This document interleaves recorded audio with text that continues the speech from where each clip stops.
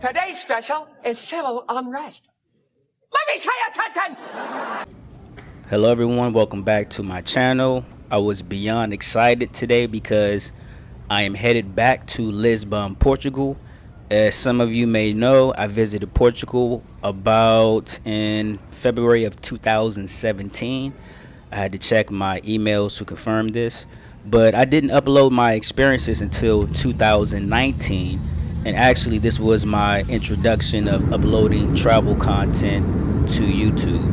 Now, my reason back then was to visit Cape Verde, but I could not find any direct flights from DC to Cape Verde, but I noticed there were direct flights from Lisbon, Portugal to different parts of Cape Verde from Lisbon.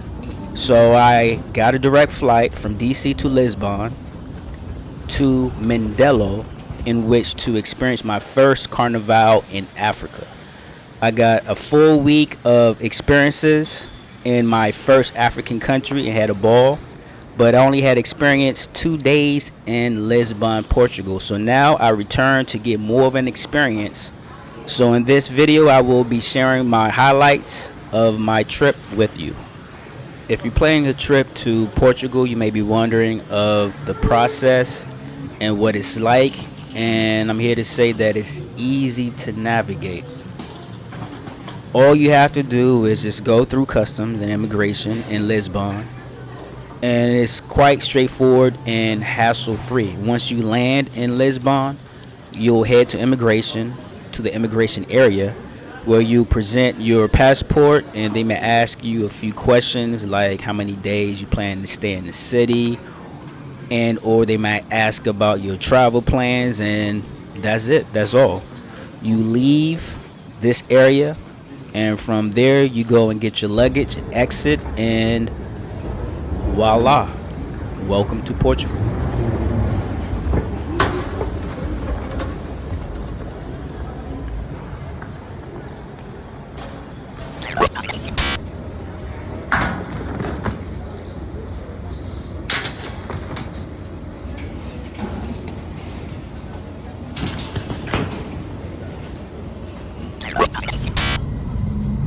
Now, the purpose of this trip is to experience Carnival in Lisbon. Back in 2017, I did all the touristy things to do in this city. I visited Sintra and Cascais, in which these are two towns that you must visit if you do decide to visit Lisbon. But this trip is strictly about Carnival. I'm in Carnival mode. I did not know about this event until last year. Thanks to my best friend Google, there's always something new to discover.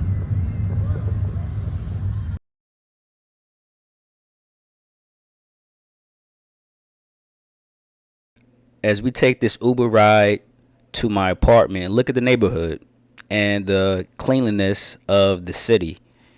One of the most striking things about Lisbon is its hilly terrain. It's hills everywhere.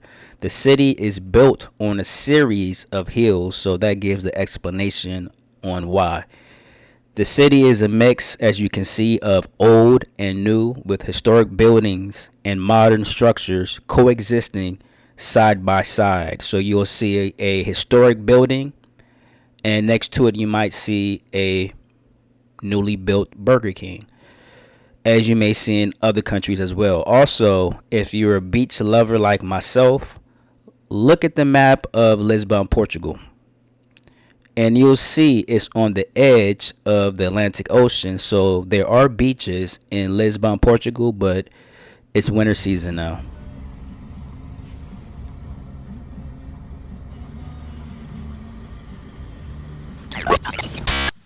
So here's my apartment, which is steps away from some of the best restaurants, bars if you're a drinker, and cafes, in which if you're a tea, coffee, or matcha drinker, which I am. I like matcha and I like teas. Steps away from this apartment. The best thing about the location of this apartment is the views. From the balcony of my apartment, you'll see the panoramic views of the city. When it comes to traveling and finding a place to stay, the number one thing to me is location. I can care less about how much it costs per day, but location is very important, especially if it's a city that has beaches. Now, again, Lisbon, Portugal does have beaches, but it is winter time, so to stay near a beach right now would be useless. But what I did do was choose a prime location within the city and what you're seeing now, and also there's shopping malls near, and I made certain of this again thanks to my friend Google. With Google Maps, all you have to do is type in the name of your hotel or the address of where you're staying at, and from there you can see how many bars are near my place, how many minutes will it take me to walk to this bar, how many shopping malls are near, how many minutes would it take me to take an Uber from my place of stay to this shopping mall versus me walking. All of this you can see using Google Maps. So when you're considering a place to stay, use Google Maps just to see for yourself. Don't go by what the place tells you or what other people comment. See for yourself. And number two, what's important to me is some type of kitchen or kitchenette, which is not a full version of a kitchen in what you're seeing now. There's a sink, electric stove, microwave, and refrigerator. So all these things come in hand if I choose to cook. So it's very important. And speaking of cooking and food, all I had this morning was a mini breakfast on the airplane. But what I was able to get at the airport was a Portuguese custard tart, which is a pastéis de nata. And you see these in Brazil also. And from here, I'm going to go to the mall.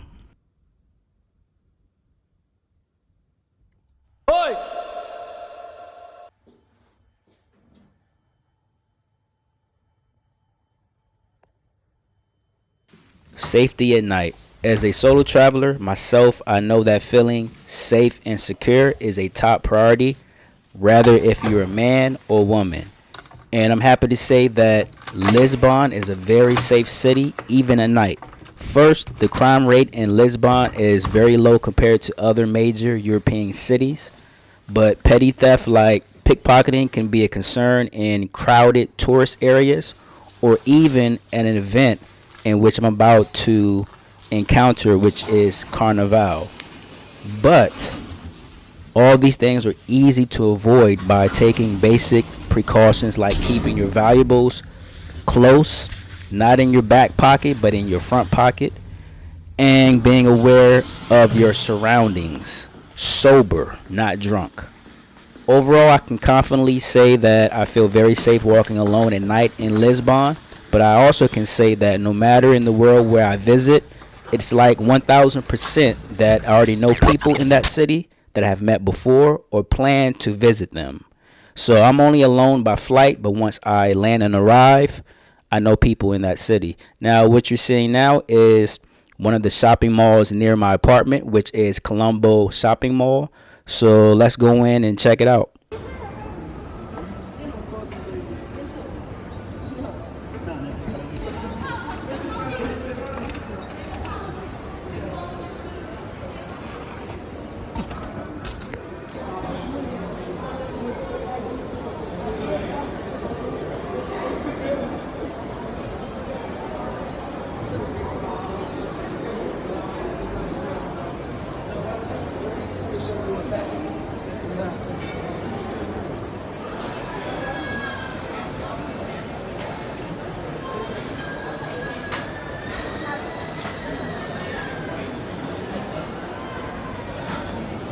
Caldo de mancara ou frango al carril? Os dois. Qual é maior? Maior? Aham. O caldo machado.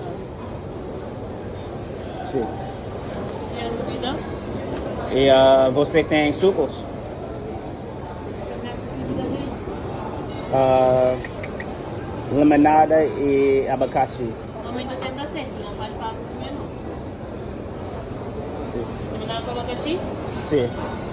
É tudo? Sim. Não troca coisa. From walking around this shopping mall in the food court section, I noticed that there's lots of American-based fast food restaurants, Taco Bell, KFC, McDonald's.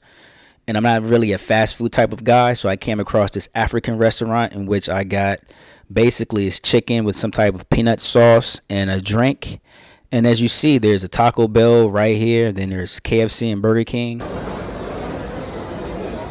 In my last video, I talked about not finding video footage. I used my iPhone, and also I used my DJI camera, in which I started using back in Belo Horizonte, Brazil. I do like the DJI camera, but it is some things that are new to me. Like, I don't know if there's a way you can retrieve accidentally deleted videos, if that is an option. So it's still some things I'm trying to figure out, but the majority of all my videos is on my iPhone. But I decided to shoot the Carnival using my DJI camera, in which up until this day I still cannot find some of my video footage. I didn't want to wait another week of searching for all of this, because I know the YouTube algorithm is all about being consistent. But I had filmed so much great content on this DJI camera, from all of the colorful costumes during the day at the parade to the energetic music and the dancing throughout the streets. And I had planned a 2-part video series, in which part 1 would just be the parade in the day, and part 2 would be at night, the after effect of the Lisbon, Portugal Carnival parade. So to avoid stagnation and trying to find my videos, I just put this out for now. The DJI camera, again, I do like, but the downside for me is the touchscreen. It is very responsive. It is very sensitive if you touch it. So I don't know whether or not, because it was in my pocket along with other things, maybe something touched it and deleted some things by accident. But I did notice my trip to Belo Horizonte that some videos I had, I could not find also using this camera. So it's a lesson learned. But I do know sometimes that I would not turn the camera off. I would just leave it in my pocket, just in case if something happened. I don't have to worry about turning on and off. It would just be already on. So maybe by doing that, something happened. But what you're seeing now is the after the fact of the Lisbon, Portugal parade. So here we are in a place called Graça, and this is where most of the after parties were happening. There's lots of bars in this area, lots of drunk people, lots of places to eat that are not fast foods.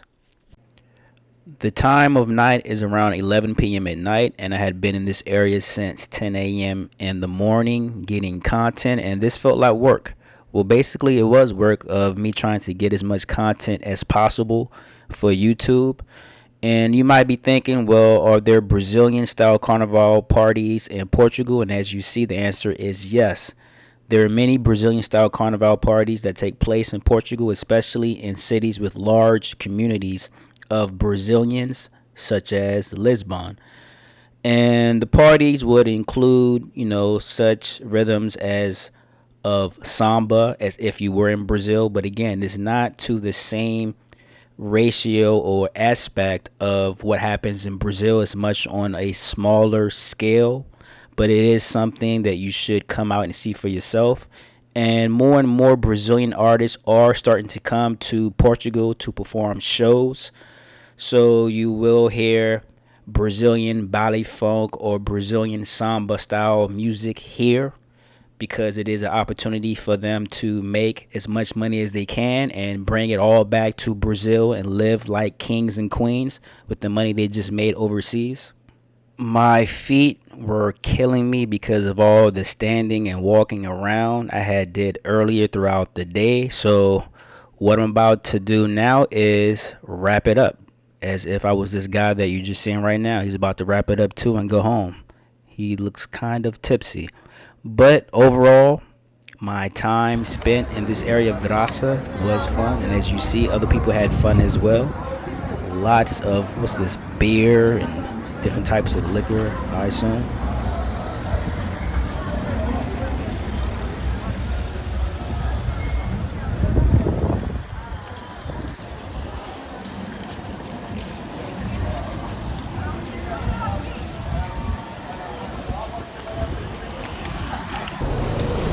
What I managed to do was find a restaurant that was still open, and I got me something to eat to take back with me to my apartment.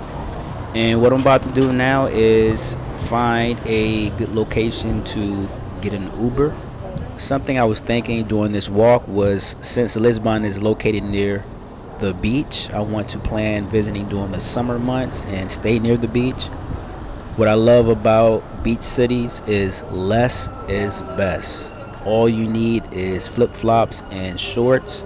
So I do plan on visiting Lisbon, Portugal, but during the summer months when it's much hotter and you don't need a jacket or a coat. Now, that might not be this year, but I'm talking about for the future. If I do plan to revisit Portugal again, it will be during the summer months, whenever that will be. But for this year, where I plan to go in the summer, I have no idea, but I do know that it will be probably somewhere in Asia or the continent of Africa. So those are the two continents that I have in mind for right now. The European countries I have visited are Germany and the UK. And I can say Portugal is considered to be the cheapest destination compared to those. Number one, accommodation prices are lower here than Germany and the UK. The apartment I have now was around 150 per night, but in Germany, for a fact, I know that the same apartment would have been around maybe 180 to $190 per night. So you get more for your money here in Portugal. Food, and if you drink, will be cheaper here. Meals are very affordable. I could say for three, transportation.